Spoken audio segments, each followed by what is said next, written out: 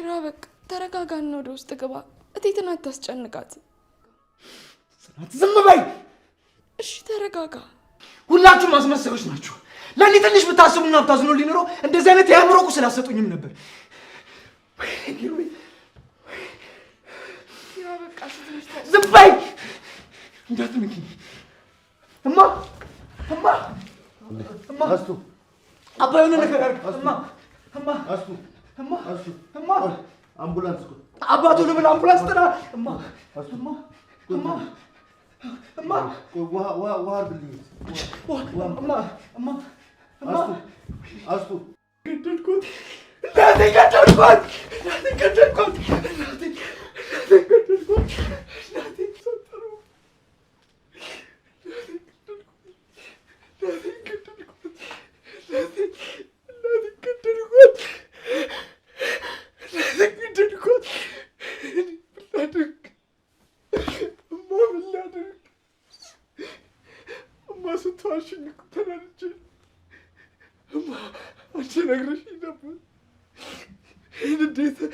ከ3 ቀን በኋላ ሰርጋቸው እንዲሆንና ሰርጋቸውን እየተጠባበቁና በደስታ ለማሳለፍ እየተዘጋጁበት ባሉበት ሰዓት ቤታቸው በሀዘን ወይም ለሰርግ የተባለው ወደ ሀዘን ተቀይሯል። ኪራ በጣም አዝኗል። የኪራ እናት በድንገት ከዚህ ዓለም ተለይታለች። ኪራም እንግዲህ በድንገት እናቱን አጥቷል። ኪራም እኔ ለእናቴ ሞት ምክንያት ነኝ፣ ድሮም ነግረሽ ነበር፣ ይሄን እድትህ አንድ ሰው ያሳጣሃል ብለሽ ነበረ፣ አሁንም ይኸው አንቺን አሳጣኝ፣ ለእናቴ ሞት ምክንያት ሆኜው አረፍ ምርር ብሎ ያለቀሰና ራሱን መቆጣጠር አቅቶታል። እንግዲህ የኪራን ሰርግ የሚጠባበቁት ሁሉ የሀዘን ድባብ እያስተናገዱ ይገኛሉ። ሰላም ጤና ይስጥልኝ ውድና የተከበራችሁ የቻናሌ ቤተሰቦች በያላችሁበት ዓለም ዳርቻ ሰላማችሁ በዘት ተረፍ ይበል። ታዲያ እንግዲህ አስተማሪና ተወዳጅ በሆነው በጽናት ድራማ ክፍል 68 መጥተናል። ለዚህ ቻናል አዲስ የሆናችሁ ላይክ፣ ሰብስክራይብ፣ ሸር እያደረጋችሁ ቤተሰብ እንድትሆኑ በአክብሮት እንጠይቃለን። ቤተሰቡ ተሰብስበው እየተጫወቱ ነው። ኪራ ሰርግ ደረሰ፣ የሰርግ ቀን ሲደርስ ምን ተሰማ እያሉት ነው። ኪራም ደስታ ነዋ፣ ሌላ ምን ሊሰማኝ ይችላል እያላት እየተጫወቱ እያለ ጽናት በመካከል እነግርሃለሁ እያልኩ ረስቼ ለምን ክብሮምን ሚዜ አታደርገውም ትላለች።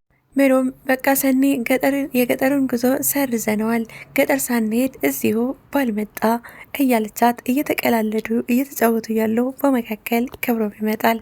ይኸው መጣ አሉ። እርስ በርሳቸውም እየተያዩ ይስቃሉ። ጽናትና ኪራም አንድ ጋ ሆኖ ስለነበረ ናሆምና ምሩም አንድ ጋ ስለነበሩ ሰኒ ብቻዋን ቁጭ ብላ ስለነበረ ክብሮም መጥቶ ከሰኒ አጠገብ ይቀመጣል። መራዊትም ወደ ክችን በመሄድ ጽናትን ላግዝሽ እያለቻት ነው። ጽናትም የሆነ ያልሆነውን ስራ እየሰራሽ ናሆምን አታስጨንቂው፣ ቤትም ውስጥ ስራ የሚከብድሽ ከሆነ እኔን ጥሪኝ ትላታለች። ምሩም ጽናት የሰርግሽ ሰዓት እኮ ነው፣ ለምንድነው የማላግዝሽ አለቻት። ጽናትም አይሆንም ትላታለች። ምሩም የኪራ እናት ዛሬ ትመጣለች አልተባለም ነበር እንዴ? ለምን አልመጣችም በማለት ጠይቃታለች።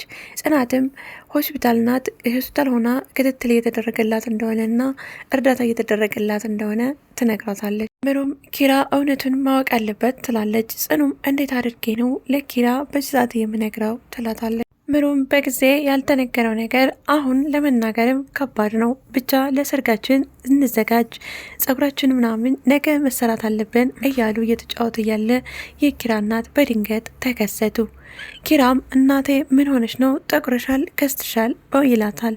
የኪራ እናትም ወይዘሮ አስቶ ህመማን ደብቃ ማለት ነው፣ እኔ ኮ ካናዳ አይደለም የከረምኩት ገጠር ነው የምኖረው ትለዋለች። ኪራም በእናቴ ይህንን ሰርግ ስታይ ፍክት ድምቅ ትያለሽ እያለ ይቀለድባታል። የኪራ አባትም አቶ ተሾመ ጽናትን የመሰለች ምራት ስለሰጠን እግዚአብሔር ይመስገን ይላሉ። ብታይ እነ ናሆምም ቤቱን ለማስተካከል ደፋ ቀና ሲሉ በጣም እንደደከሙና እንዳይለፉም እየነገሯቸው ነበር። ወይዘሮ አስቶም ስሄድ ሲንግል ነበራችሁ፣ አሁን ግን ደብል ሆናችሁ ጠበቃችሁኝ አለ። ጽናትም መታ ተቀላቀለቻቸው። ነይ እስኪ ልጄ ጎኔ ቁጭ በይ በማለት ከጎናቸው እንድትቀመጥ አደረገው።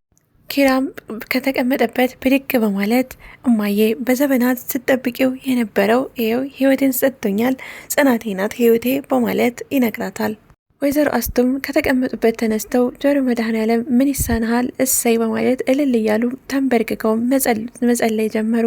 አንተ ምን ይሳናሃል እያሉ በጣም ደስ አላቸው። ጽናት ምራታቸው በመሆኗ በጣም ደስ ስላላቸውና እስኪ ልጄ ነይስ ልሳምሽ በማለት እቅፍ አድርገው እየሳሟትም እየደባበሷትም ነበረ። ኪራንም እቅፍ ያደረጉትና እየደባበሱት ከሳሙት በኋላ ከዛም ይመርቁታል። ውለዱም ክበዱም እያሉ ሁለቱንም ይመርቋቸዋል። ከዛም ኪራ ጉልበት እንሳም እንጂ ይላትና ጽናትና ኪራ የእናታቸውን ወይም የወይዘሮ አስቴርን ጉልበት ይስማሉ። ከዛም በቀጠል ብለው ደግሞ አቶ ተሾመ ወይም የኪራ አባት ምርቃታቸውን ጀመሩ። እነሱም ፍቅሬ ሙላ ይትረፍ ውለዱ ክበዱ እያሉ እየመረቋቸውም ነበረ። ከመረቋቸውና ከተጨዋወቱ በኋላ ኪራና የኪራ አባት ከቤት ይወጣሉ። ከዛም ወይዘሮ አስቴር ለጽናት አደራ ልጄን ኪራን አደራ ልጄን ሰጥቼሻለሁ፣ ጽናትንም የአደራ ልጄን እያሏት ነበር። የንዛዜ ቃል መሆኑ ነው። ይህ ልጄን አደራ ላንቺ ነው የሰጠሁት ይሏታል። ኪራም ምን ነው ማየ የስንብት አደረግሽው? ወይዘሮ አስቴርም ልጄ ሰርጋ ብላኝ እንጂ እድሜ እንደ ግር አይቀጠልም በማለት ይመልሱለት። ኪራም የእናቱ እንደዛ ማለት ግራ ያጋባውና የተወዛገበ ይመስላል። ምን ግን ግራ እየገባኝ ነው፣ ምን እየተካሄደ ነው ይላል። ከዛም ወይዘሮ አስቴር መመረቅ ጀመሩ። ውለዱ ክበዱ ተባረኩም እያሉ ይመርቋቸዋል። ከዛም ቀጠል አድርገው ደግሞ አቶ ተሾመ ወይም የኪራ አባት ማለት ነው ምርቃታቸውን ጀመሩ። መረቋቸውም ኪራና ጽናት ቆመው ተመረቁ፣ ምርቃታቸውን ተቀበሉ። ወይዘሮ አስቴር አሁንም ለጽናት ቁጭ ብለው ልጄን አደራ ልጄን ሰጥቼሻለሁ ኪራ አደራ እያሏት ነበር። ጽናትም ተስፋ አትቁረጥ ቴቴ ለምን ተስፋ ትቆርጫለሽ እያለቻት ነበረ። ወይዘሮ አስቴርም ዶክተር እንደነገራትና ዶክተሩ ተስፋ የለሽም እንዳላት ትነግራታለች። ዶክተሩ ተስፋ የለሽም ብሎኛል፣ ስለዚህ ኪራን አደራ እያሉ እየተጫወቱ እያለ ኪራ ይህን ሁሉን ነገር ያወሩትን ነገር ሁሉ ሰምተው ነበር። ከዛ ድንገት ይመጣል። ምን እየተካሄደ ነው? እናቴ ምንድን ነው የሆንሽው? ያወራችሁትን ነገር ሁሉንም ነገር ሰምቻለሁ ይላቸዋል። ጽናትና የኪራ እናት በጣም ደነገጡ። አሁን የፈራሁት ደረሰ ይላሉ ወይዘሮ አስቴርም። ከዛም ምንድን ነው የደበቃችሁኝ ነገር ንገሩኝ፣ ምንድን ነው የሆንሽው እናቴ እያላት እያለ አቶ ተሾመ ወይም የኪራ አባት በድንገት ይከሰታሉ። ምንድን ነው በሰርጋችሁ ዋዜማ የምትጨቃጨቁት ይላሉ። ኪራም አባቴ እነህን ለሰርግ እንደዚህ ሲያጣድፈኝ የሆነ ነገር እንዳለ ተጠራጥሬ ነበር፣ ምንድነው የሆንሽው እናቴ ንገሪኝ እያለ እናቱን ያስጨንቃታል። እናቱም ጽናትም እባክህ ኪራ ተረጋጋ ትለዋለች። ኪራ ግን ጽናትም ዝም በይ እያለ ጽናትም ዝም እንድትል ያደርጋል። እናቴ ብቻ የሆንሽው ምንድነው? ምንድነው ያመመሽ ይላታል። ከዛ አባቱም ሲመጣ ነካ እናቴ ታማ ነበረ፣ ለምን እንዴት አልነገራችሁኝም በማለት ይጠይቀዋል። ህመሟን ግን አሁንም ቢሆን ካንሰርና ለሞት እንደሚያበቃት አላወቀም ነበር። የኪራ አባትም አቶ ተሾመ ልጄ ተረጋጋ፣ እናትህ የካንሰር ታማሚ ናት፣ የጭንቅላት ካንሰር ታማሚ ናት። ለዘመናት ወይም ለ3 ዓመት ያክል አንተ ሳሰማ ብቻዋን ታገለች፣ አሁን ግን ተሸነፈች በማለት ያረዱታል። ኪራም በዛን ሰዓት የሚሆነውን የሚጨብጠውን የሚይዘውን አጣ። በጣም ደነገጠ። ኪራም ቤቱን በጩኸት አቀለጠው። ቆይ ለምንድን ነው የደበቃችሁኝ? 3 ዓመት ሙሉ ለምንድን ነው የተደበኩት? እኔ ሀዘናችሁን የምጋራና የምትፈልጉ ልጅ አይነት ልጅ አይደለሁም ወይ በማለት ይጮኋል። የምሳሳልሽ እናቴ ብቻሽን ስትሰቃየ የኖርሽው ለምንድን ነው ይላታል። እባክህ ተረጋጋ ልጄ ትለዋለች። እንዴት ነው የምረጋጋው? እንዴት ልረጋጋ? እናቴ እንደዚህ የተሰቃየች እናንተ ጭራሽ ሰርጌ ልታበሉኝ ነበር ይላል። ጽናትም እባክህ ተረጋጋ ትለዋለች። ሁላችሁም አስመሳዮች ናችሁ ይላታል። ጽናትም ብድግ ብላ ልታረጋጋው ትሞክራለች። ልታረጋጋው ስትሞክርም በጥፊ ይመታታል። በዛን ሰዓት ነበር አቶ ተሾመም ብድግ ብለው አረ ልጄ ተረጋጋ እያሉት እያለ በዛን ሰዓት ነበር እናቱ ወይም ፌንት የሰሩት ወይም ደግሞ በዛን ሰዓት ነበረ ህይወታቸው ያለፈው። ህይወታቸው ሲያልፍም በጣም ተደነጋግጠው አምቡላንስ ጥራ አባዬ አረ ውሃ አምጣ እየተባባሉ ግን ሊያተርፏቸው አልቻሉም። እናቱ እዚህ ጋር በህይወቷ አለፈች ወይም ከዚህ ዓለም ተለየች። አቶ ተሾመም ወይዘሮ አስቴር አንቺ ትተሽ ሄደሽ እኔ ብቻ ህይወቴ ያላንቺ ባዶ ናት፣ ግን ጨክነሽ እንዴት ትተሽ ሄድሽ?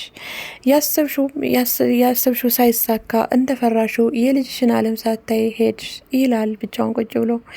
ኪራም ብቻውን እኔ እናቴን አጣሁሽ፣ በእኔ ምክንያት አጣሁሽ፣ እኔ ነኝ እናቴን የገደልኳት፣ ወይም እናቴን እንድትሞት ሰበብ የሆንኩት እኔ ነኝ፣ ወይም እኔ ነኝ ምክንያቷ።